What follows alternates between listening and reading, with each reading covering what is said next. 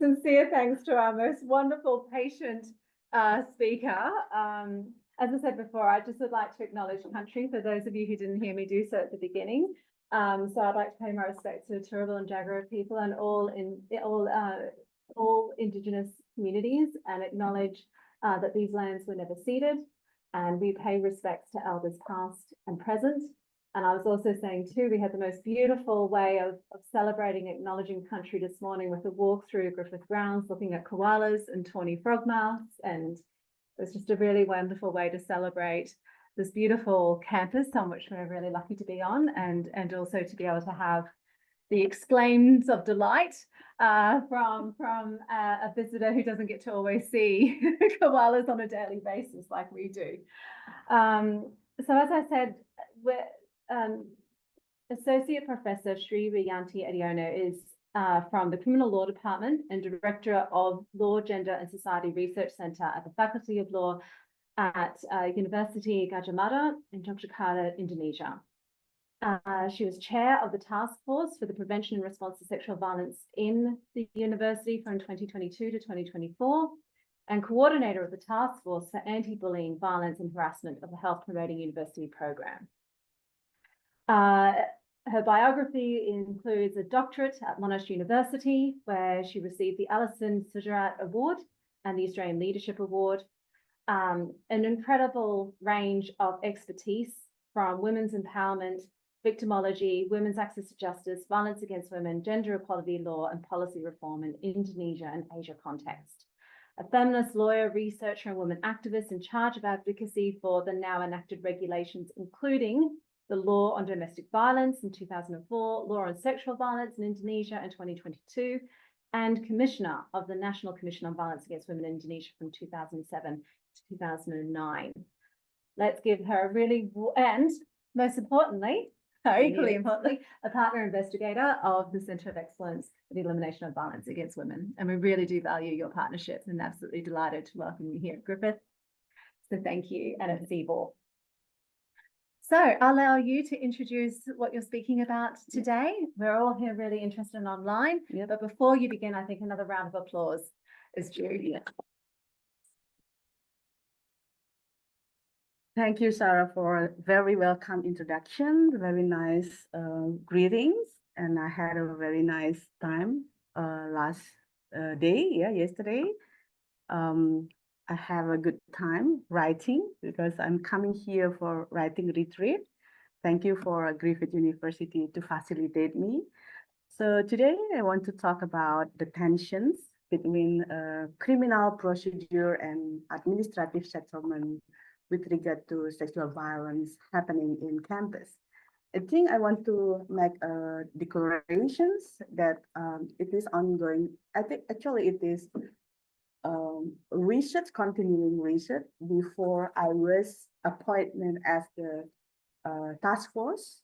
So at that time I was doing advocacy for sexual violence in the campus. I tried to document what was happening when I was involved in the advocacy. And then after that, I involved in the task force for anti-sexual violence in my campus. And then I finished the task to establish the mechanism and so on. So I tried to kind of like self-reflection what was happening in UGM. Not so many people understand about it.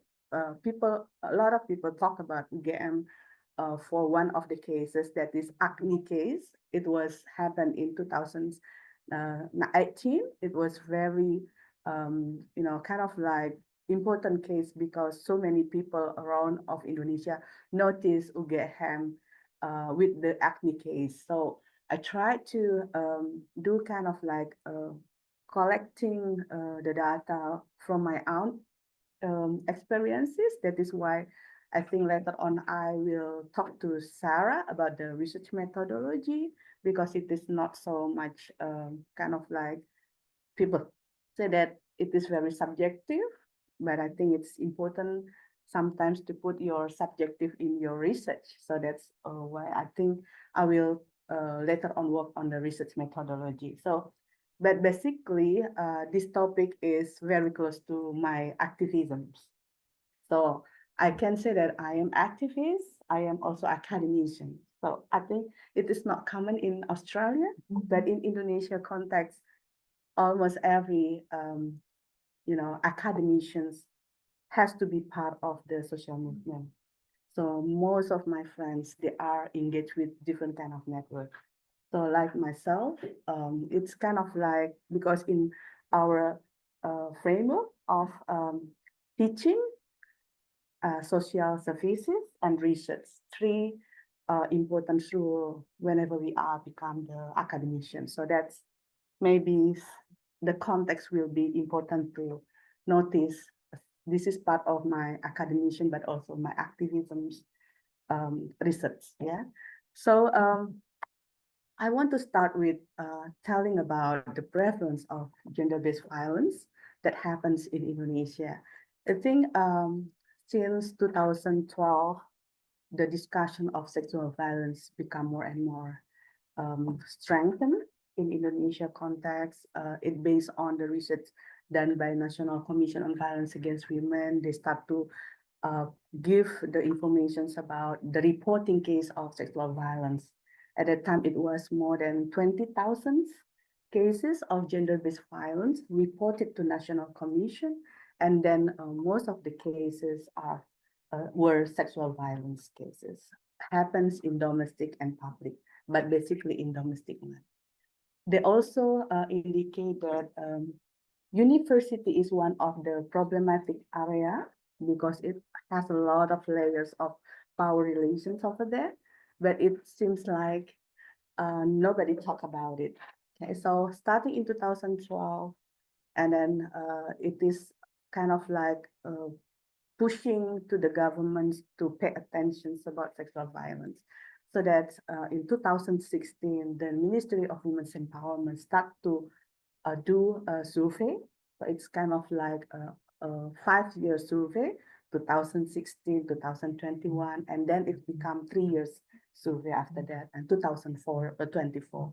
If you can see the data over there, I think that we have quite problematic high number of sexual violence happened.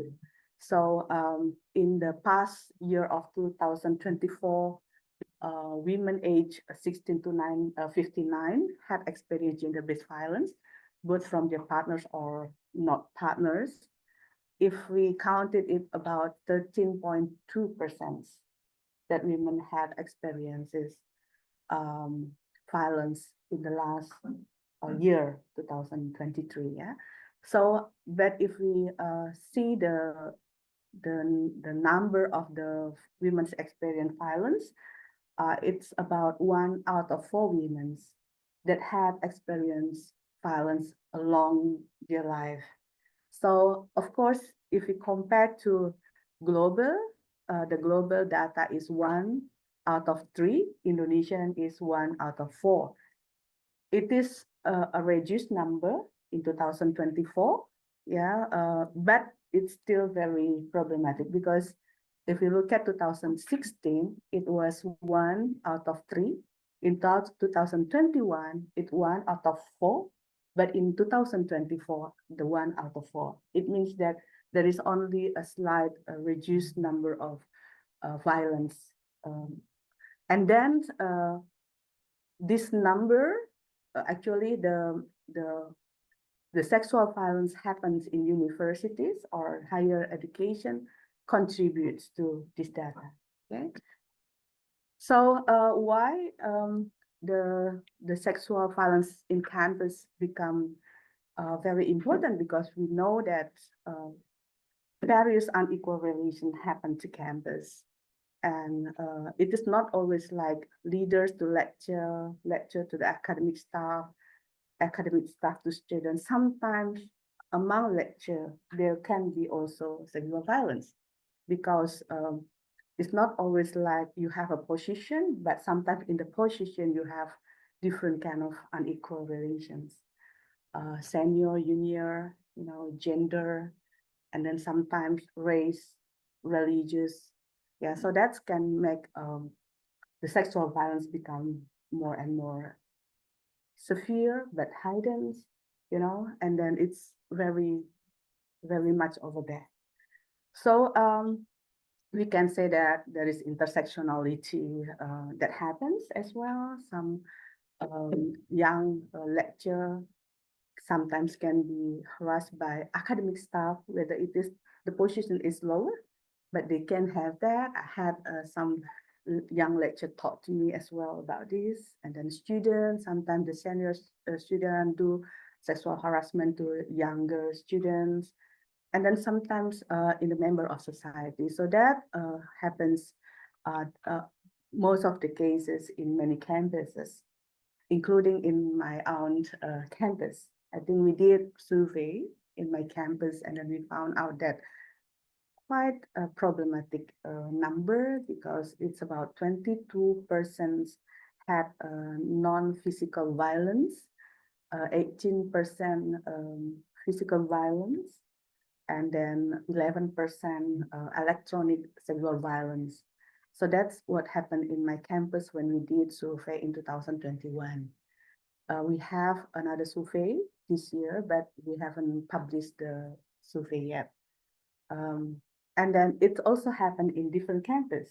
I just found out another campus do survey, and they have more problematic. They have about 50% experience sexual violence in one of the university in Yogyakarta as well. So that's meaning sexual violence in the campus become very problematic in Indonesia context. So if we look at to the policy and laws, actually we have enough policy, particularly after the new democratic era started in 1998. Perhaps you don't aware of Indonesia, we have a different regime already, and then we do have like new democratic era in 1998. I think the new democratic era has been utilized by women's movement, other social movement to demand for the government to establish different kind of law. Yeah, I think we do have the law on anti-domestic violence in 2004. One of the form of violence, that is sexual violence in house, including marital rape. Yeah, so that's also we regulated in 2004. And then we do have the law on anti-human trafficking.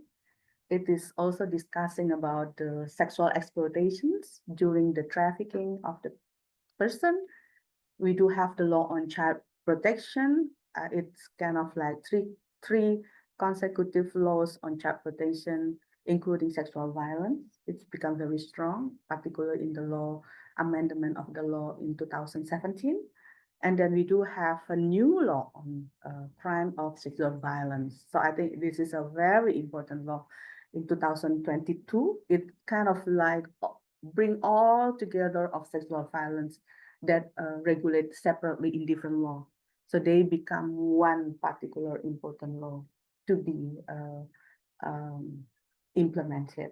Okay, so we have now like one umbrella to all the sexual violence happens in Indonesia. And then we do have the law on criminal law. It is kind of like codifications of criminal law. It is also strengthening the law on anti-sexual violence. So it's kind of like restated that this is a sexual violence, and that it's supposed to be linked to the law on 12 2022. So that's basically we have a very beautiful law. Okay, it is starting in 2022. However, as you might aware, the problematic still happening. Yeah, I think I mentioned before we had in UGM we have acne cases 2018. It is one of the example of the cases we brought whenever we want to do advocacy on safety campus. And then this acne case become important. They said that if UGM is one of very important university, had experienced the case and then very problematic in handling the case, what happened with other university, which is more like not as much as UGM and not as good as UGM, so that they are starting to do a lot of advocacy as well. So starting from UGM, it become more and more movement in different universities as well. Okay, and then when I looking back my university, before we have the law on anti-sexual violence in 2022, we did advocacy internally, so it's starting in 2018, handling the cases, and then we had quite a very strong student movement internally, and then some lecturers over there, and they do rally in the university almost every week to demand on anti-sexual violence policy in UGM. Okay, so and then in 2020 we start. Actually, we had 2016 anti-sexual violence policy, but it was failed because when we had acne case, the policy didn't utilize to handle the case. So it means that nobody understand about the policy. And then because of it, we start to establish the new policy in 2020 with other universities didn't have that. Even the national policy doesn't have that. So it's kind of like a good example that we do in UGM. And then after that, the ministry utilized UGM case and established the national policy that implemented in all of the universities in Indonesia. So we do have the education's sector. The Ministry of Education established in 2021 policy. And after that, there are a lot of ministry start to develop the internal policy as well. And it's become more stronger when we have the law on 2022. So it's mean that now we have almost every sector, they establish the policy to implement the law on anti-sexual violence. The law on anti-sexual violence, it is criminal law. It is a criminal aspect. It is criminal mechanism. But this law, this policy, it's more like the administrative mechanism. So we do have now two, administrative and also criminal procedure. So that the tensions become or started. In one aspect, internal mechanism is good because it can be reached by the victims directly. Whenever you go to the university, you have to establish the task force to handle the case, and then more and more victims aware about it, and they can report it. They don't need to go to the police, right? Because if you go to the police, they have a long way to go. So we have administrative mechanism and we have criminal procedure mechanism. Okay, so health, and then the Ministry of Health will also establish the anti-bullying for the students in hospital education. So that's basically education, even though it is starting from the ministry in different sector. Yeah, so it's mean that it's a very strong political will to protect those who are in education system, academician, and then the higher education, particularly. So what are the progress? I think based on what I mentioned before, it was a long advocacy, intense and intensive advocacy. And then in 2021, the policy in the Ministry of Education started. And then if you look at to the data now, yeah, in 2023, yeah, 2 years after the, sorry. Yeah, 2 years after the publishment, it was about 147 universities established Satgas, the task force. We call that Satgas, yeah, the task force. So it's kind of like slow into because we have 4,500 university, But in 2024, in July, there are the 1,174 university established task force.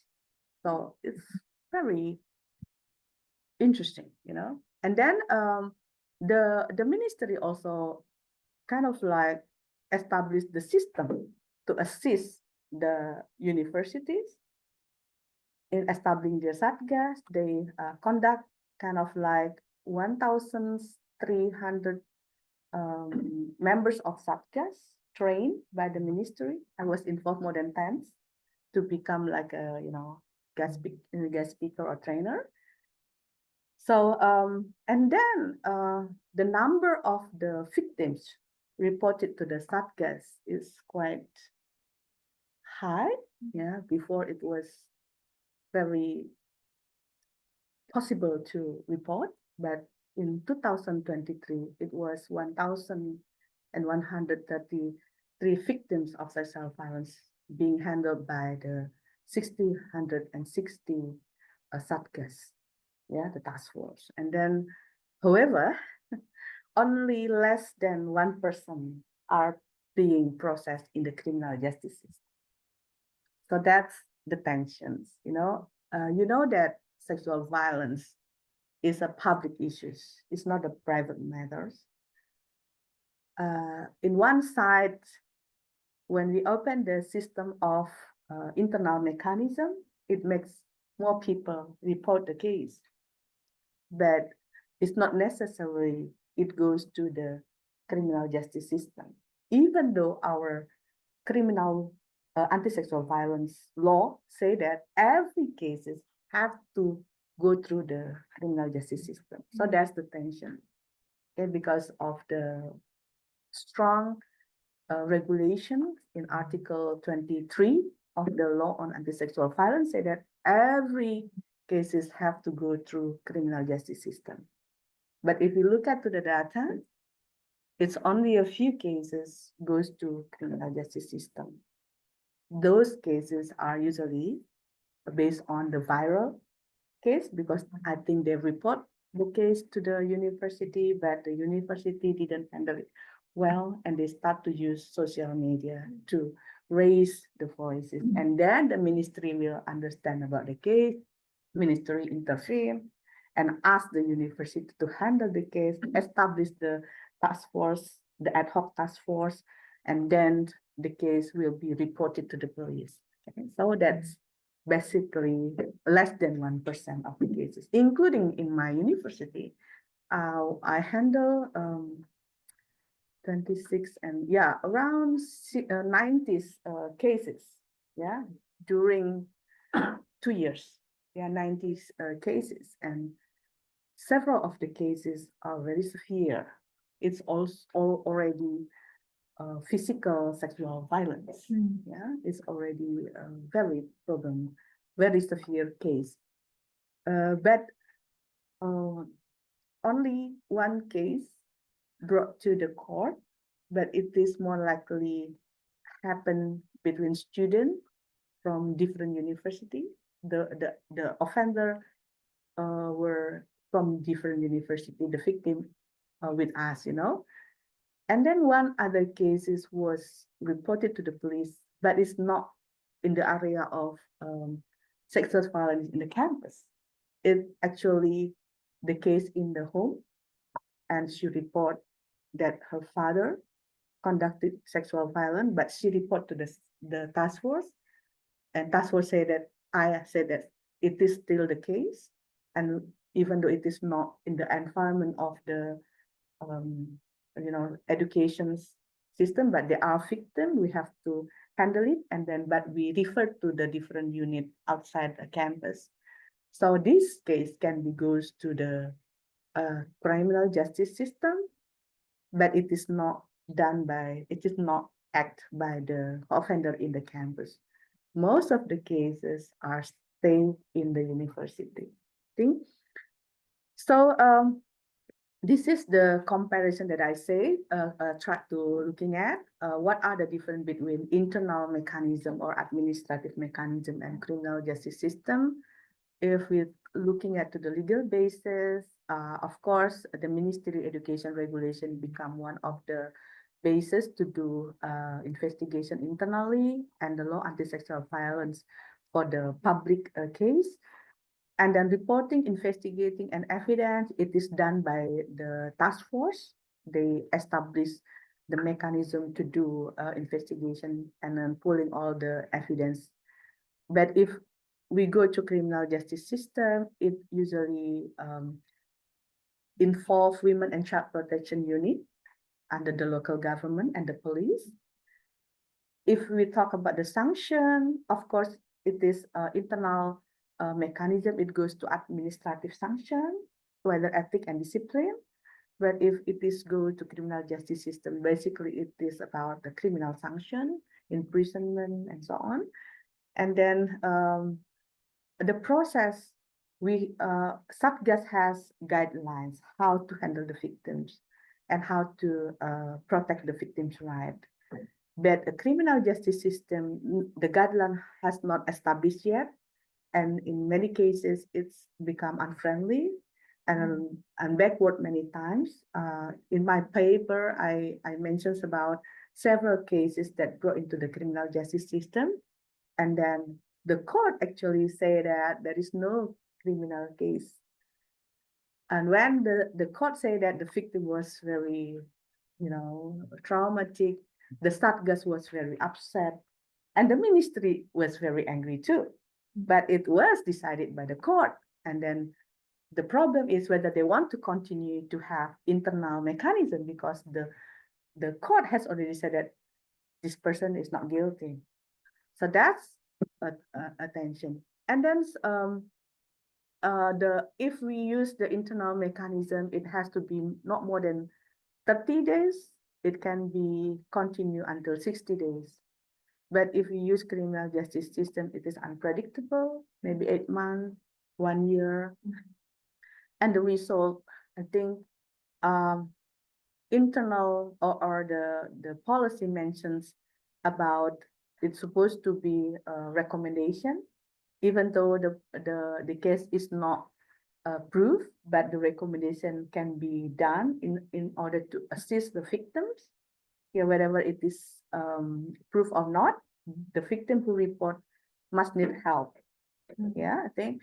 But in criminal justice system, there is no more to recovery the victims' situations. Yeah, so that's and then why then only 1% less of the criminal justice systems?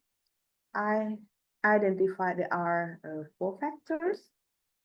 One is the cultures in universities, because the last conference we organized in UGM, it is attended by 17 university and Satgas. It was discussed a lot about whether they are established the Satgas, but the internal universities policy didn't support them. So it means that the cultures are still strong to press the case.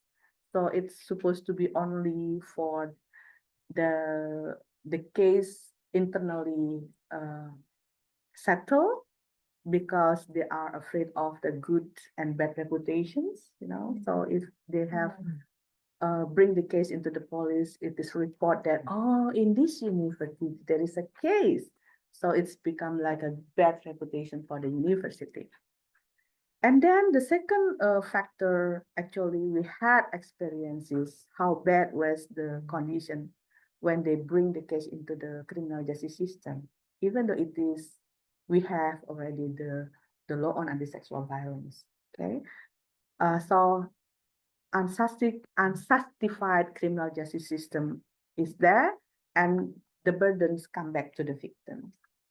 And then the third one is about the capacity of the Satgas, because whenever the case supposed to be brought into the criminal justice system, but they don't know how to handle, because not all the university have faculty of law. Not all the university have the psychological faculty that can help the victim. So they have to find out other resources, and that it's make it longer process. And then the fourth one, I think the victim itself, they actually choose to settle the internal mechanism. They understand how difficult the situation is, and they say that I don't want to go to the police. I just want you to helped me to settle my case internally. So that's basically what happened. So in my conclusion, I want to say that there is a tension between the administrative sanction and criminal justice system. The problem is there, but I think the most important is we have to listen to the victims' wants. We have to understand whether this is the victim's needs, and then we have to avoid it, the victim risk, so that if we want to push them to go to criminal justice system, we do have to understand there's a risk for the victim, and a victim have to choose whether they wants to continue to criminal justice system or they wants to go to the internal mechanism. The problem is that Satgas seems like not following the law on anti-sexual violence. So it's claimed that, okay, Satgas, you have to actually in line with the law, you know. But I said myself, what can we choose? I was in the position of Satgas before. I said that I don't care. As long as victims wants to settle the case by themselves, internally, it is their option, and then we will follow to what victims want. But usually we try to collect all the evidence first, bring them to the hospital first. Maybe later on, victims wants to change their mind. They wants to go to the police. But in my cases, in UGM, they don't want to. So that's the tensions I want to share with you. Thank you very much.